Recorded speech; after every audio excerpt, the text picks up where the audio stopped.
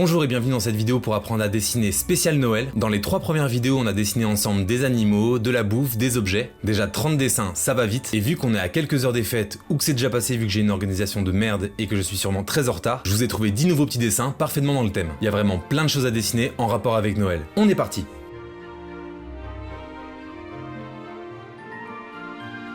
Pour le premier dessin, quoi de mieux qu'un beau sapin de Noël? On va commencer par une belle étoile tout en haut, puis faire une première branche à gauche. C'est une courbe qui finit par un W et je fais la même en face. Sur l'espace entre les deux, tu peux ajouter une ou deux boules de Noël.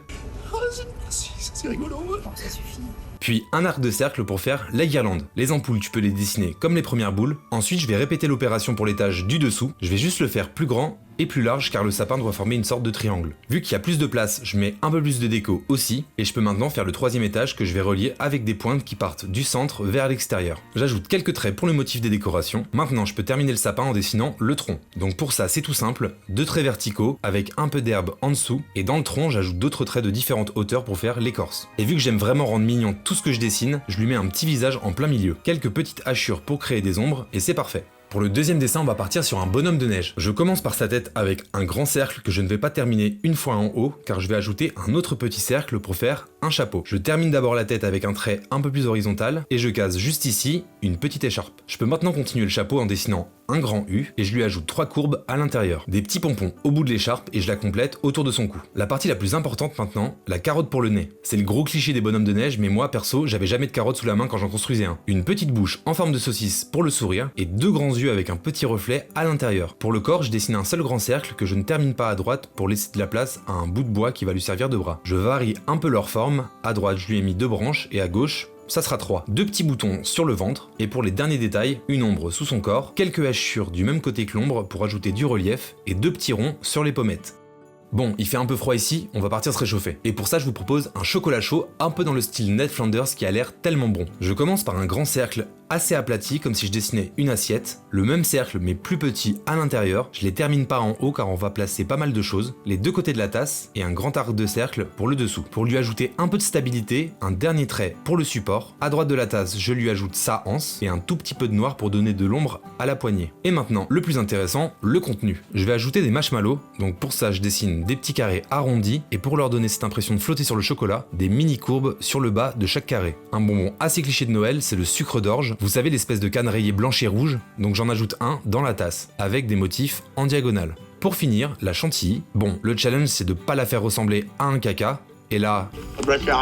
Et vu qu'il reste un grand espace vide sur la tasse, et ben on va bien évidemment ajouter un petit visage. Le secret pour réussir un visage mignon, c'est vraiment de faire des yeux assez gros et assez écartés, pas de nez, mais une mini bouche très haute, juste entre les deux. Encore une fois, la petite ombre sous la tasse, et c'est tout bon. Un Noël bien cliché dans les dessins animés, c'est bien sûr des cadeaux, mais aussi une chaussette accrochée sur la cheminée. Donc on va dessiner les deux d'un coup. Je commence par le haut de la chaussette avec cette drôle de forme qui se dirige en haut à droite, un nouveau trait pour le trou de la chaussette, et à l'intérieur, un cube pour le cadeau. Je fais bien attention de ne pas le terminer totalement car il faut d'abord ajouter un nœud. Pour ça, c'est tout simple, un rond avec 2 boucles de chaque côté, et le bout des rubans qui pointe vers le bas. Je finis d'ajouter le reste du ruban qui entoure le paquet, et je vais tout de suite ajouter une petite boucle accrochée à un clou. Voilà pourquoi j'ai dessiné le haut de la chaussette qui pointait dans ce sens-là, car elle est retenue de ce côté. Je peux enfin dessiner le bas de la chaussette avec 2 boucles et quelques traits de couture pour lui donner un peu plus de caractère. Je termine par des traits verticaux pour le motif de tissu et une dernière petite ombre pour bien indiquer le pli.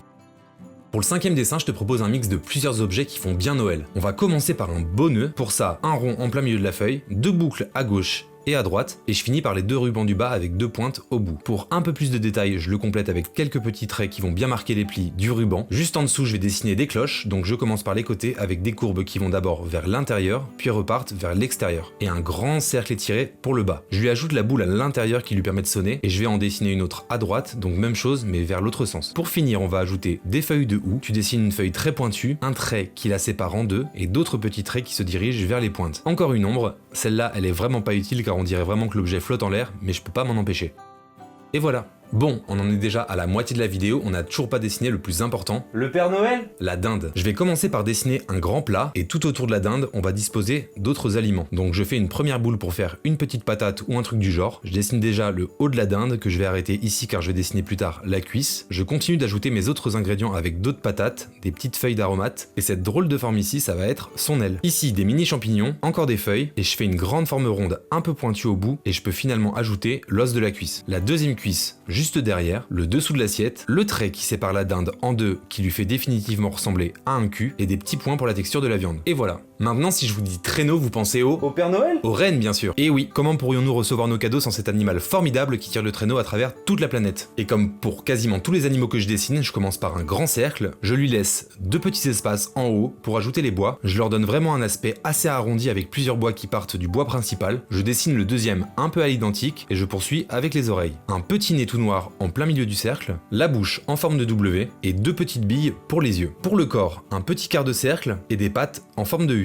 Les pattes arrière et la petite queue touffue, des ombres sous ses pattes, et avec un crayon plus fin, j'ajoute les derniers détails au niveau du ventre, du museau, quelques taches et 2 ronds sur les pommettes. Et voilà, un joli renne.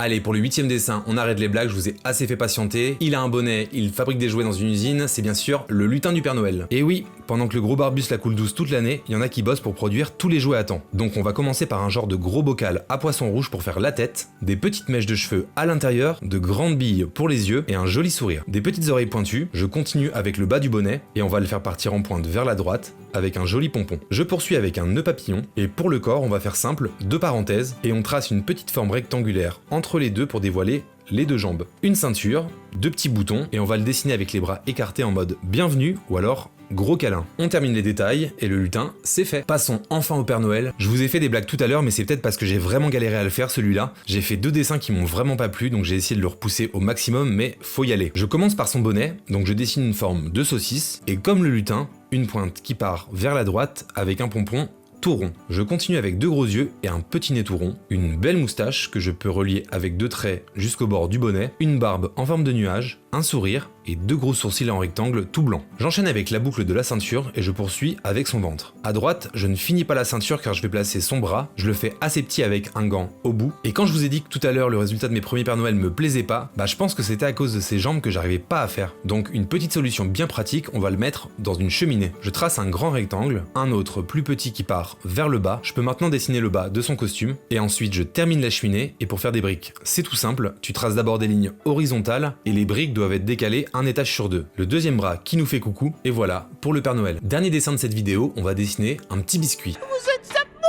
C'est pas très courant de voir ça en France j'ai l'impression mais ce genre de gâteau plus une maison en pain d'épices ça fait vraiment Noël dans d'autres pays. On dessine un grand rond une nouvelle fois qu'on ne finit pas en bas, 2 grands yeux noirs, un petit sourire et 2 sourcils en sucre. Un petit nœud papillon, et le reste du corps est plutôt simple car il a pas de main, ni de pied d'ailleurs, tu fais tout le bras d'un coup comme ça, le corps et la première jambe d'une traite, tu remontes mais pas trop haut pour que ça lui fasse de petites jambes toutes mimi, et tu peux faire la deuxième moitié du corps. Je lui fais 2 boutons boules de gomme, Non, pas les boutons, non, pas mes boutons, boule de gomme! et pour tout de même marquer la séparation entre la jambe et le pied, tu traces une petite vague en sucre. Pareil pour les bras.